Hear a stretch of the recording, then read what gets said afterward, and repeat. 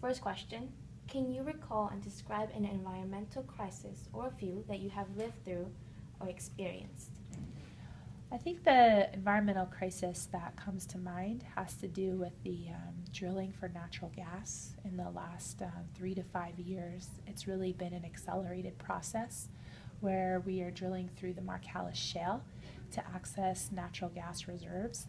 And it has become a crisis because of the fossil fuel concerns that we have, and also, kind of understanding renewable, non-renewable energy sources. Interesting. How did that event change policies in the U.S. or just the perspective that people have on environmental issues? Well, the natural gas crisis has kind of led a movement of documentary filmmakers to showcase some of the dangers associated with drilling through the Marcellus Shale. And one of the dangers that environmentally we've become aware of is the mixing of the chemicals that are used to allow the drill bits to penetrate down through the shale to access the natural gas. Those chemicals are mixing into the fresh water supply, and as a result, it has risen these contaminants up to the surface water. And several homeowners and farmers have experienced chemical contamination in their water supply, which has become very damaging. And documentary filmmakers have been showcasing this in order to bring awareness to the issues. And as a result, it has really fueled the governmental policies to, determine whether or not each individual state is going to take a stance on drilling through the Marcellus Shale layer, or are they going to come collaboratively and there's going to be partnerships between several states, or is this a federal issue? So in New Jersey, we have a governor who supported drilling through the Marcellus Shale for the longest time. And that became a large concern to a lot of people who were environmental science orientated, knowing the ripple effect that this could potentially have in our freshwater supply here in New Jersey.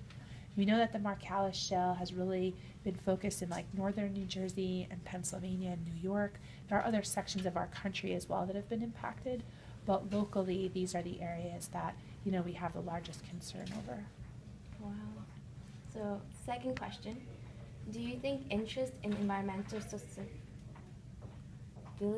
has increased or decreased over the recent years?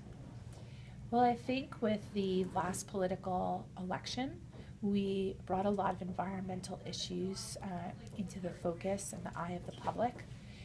Both parties were in very different positions about how they stand in the government.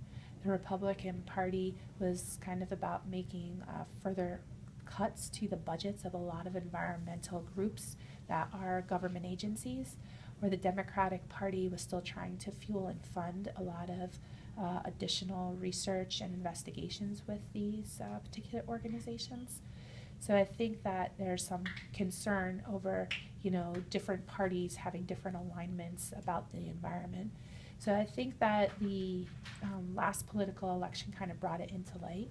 I do think people are talking more about environmental issues, whether those are health issues or aeronautical and space issues, or things in the environment in terms of habitat and ecological hotspots.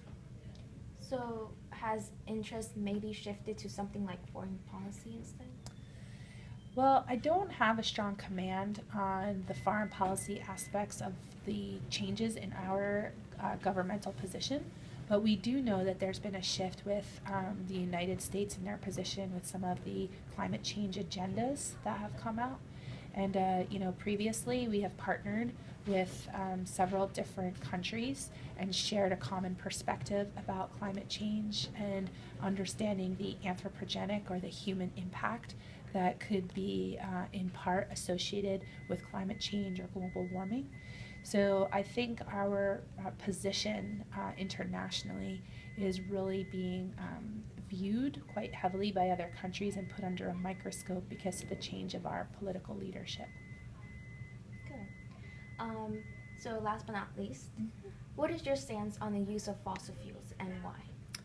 Well, I think it's an important reflection that individuals need to have because ultimately to not use any fossil fuels, might force us to have to make some rapid changes that economically we're not necessarily prepared for yet.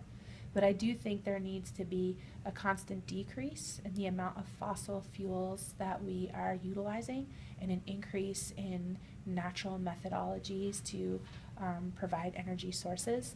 I don't think we're putting enough money, both government-wise or personally, into doing research that would harness things like additional wind energy sources and using water as other streams of getting energy accessibility. We've had a lot of money spent over the last couple decades in solar. We've had small wind farms popping up, but for the average everyday homeowner, there's not a lot of accessibility to that we could make use of that would permit for us to be able to come off of the grid and to use natural energy sources that's affordable. So unless the government's going to offer some type of tax credit, or unless people are going to have the financial resources to fund them on their own, I think we're going to be still striking a struggle to turn completely reliant upon natural resources.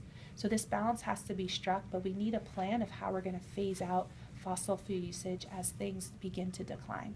But this isn't a problem that's going to go away, and this is certainly not something that can be solved by one individual. It's going to take people of great intellect and great creativity to be able to figure out how the average homeowner could give themselves the opportunity to live off of resources that are not demanding fossil fuels. I completely agree. Thank you so much for allowing me to interview Ms. Koufax. You're welcome. Have a great day.